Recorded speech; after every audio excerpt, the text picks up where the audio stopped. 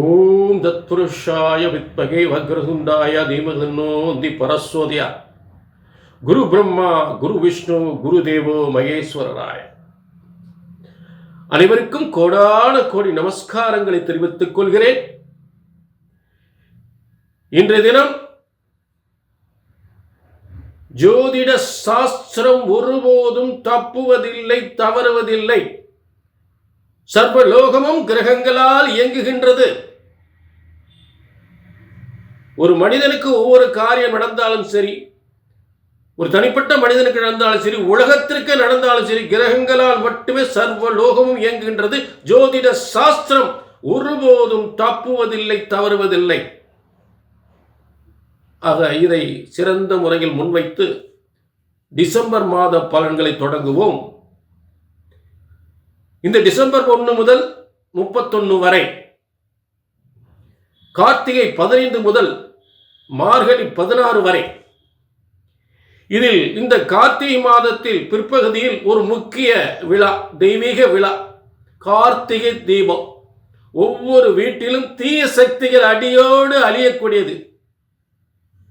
ஒவ்வொரு குடும்பத்தையும் ஒரு தீய சக்திகள் ஆட்டி படைத்துக் கொண்டிருக்கும். இந்த 3/12/2025 அன்று கார்த்திகை தீப விழா கொண்டாடப்படுவதால் தீய சக்திகள் ஒவ்வொரு குடும்பத்திலிருந்து வீட்டை விட்டு வெளியேறும்.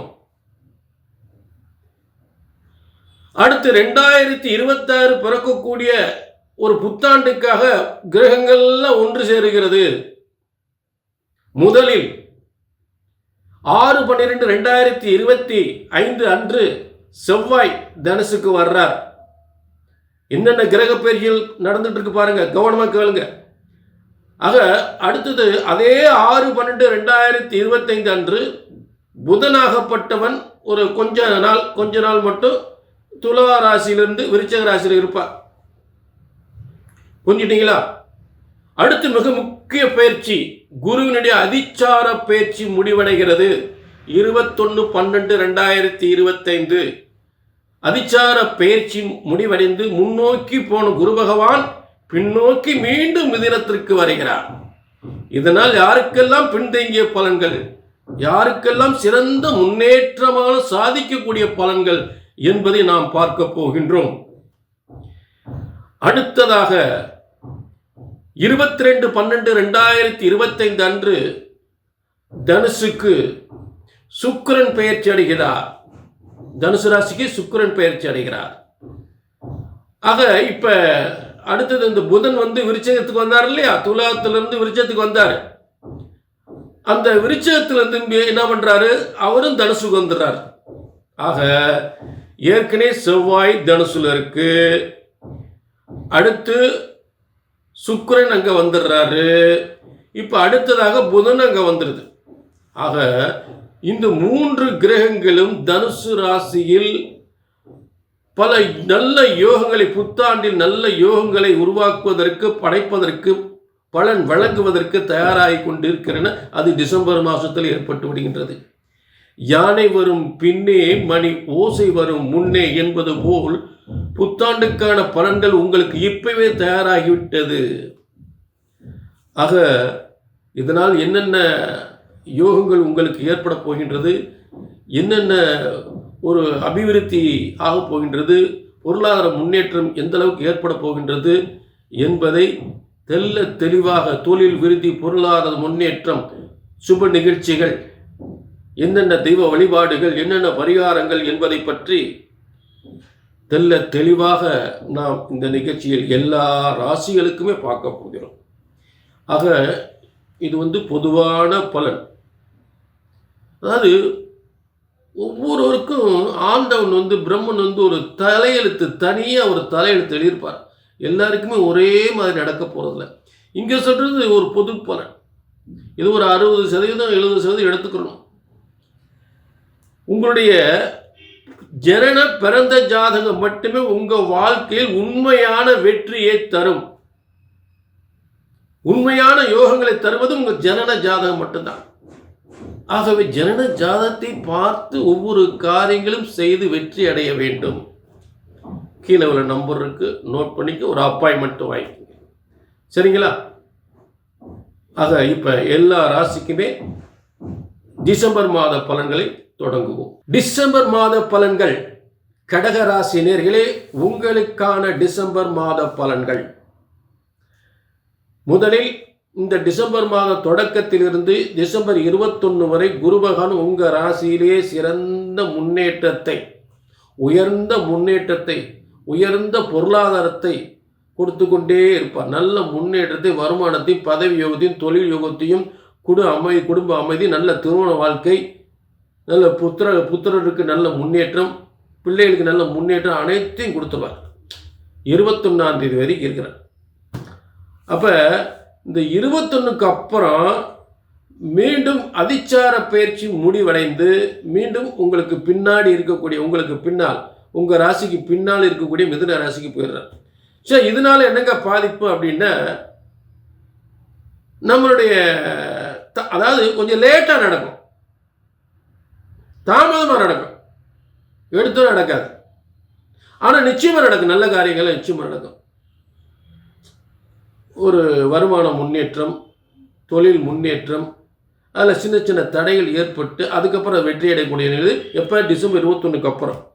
ஆனால் பாதிப்பு இல்லை. ஏன்னா உங்களுக்கு அடுத்தடுத்து சில பாதிப்பு இல்லை, சில தடைகள் இருந்தாலும் அந்த தடைகளை மீறி நல்ல பலன் கிடைக்கக்கூடிய கிரகங்கள் மாறுது. கிரகங்கள் மாறுது, நல்ல கவனிங்க. இந்த கிரகங்கள் மாறுத ஆதாரப்பூர்வ விளக்கத்தோடு உங்களுக்கு கொடுத்துக்கிட்டு இருக்கேன். முதல்ல செவ்வாய் மாறுறார். உங்களுக்கு செவ்வாய் மிகப்பெரிய அதிர்ஷ்டக்காரகன், பூமிகாரகன், பதவிக்குரியவன், தொழிலுக்குரியவன், அரசியலுக்குரியவன். ஆக இத்தனை அதிகாரத்துக்கும் யோகத்தை தரக்கூடிய செவ்வாயாகப்பட்டவன் உங்களுக்கு 6ஆம் இடம் என்று சொல்லக்கூடிய அதிகாரத்தை தரக்கூடிய, ஒரு பதவி யோகத்தை தரக்கூடிய, ஒரு தொழில் முன்னேற்றம் தரக்கூடிய இடத்தில் குருவின் வீட்டில் அமர்கிறார். எப்போ? 6/12/2025 அன்று 6ஆம் இடத்தில் உட்கார்றார். அதிகாரத்துவம் வாய்ந்த ஒரு முன்னேற்றம் தரக்கூடிய இடத்துல உட்கார்றார். அதிகாரத்தை பதவியில் உட்கார வச்சுருவார். தொழிலில் நல்ல முன்னேற்றத்தை கொடுத்துவார். பொருளாதார பிரச்சனையிலேருந்து இது ஒரு தீர்வு வந்துடும். சரிங்களா? சரி, அடுத்ததாக புதன்.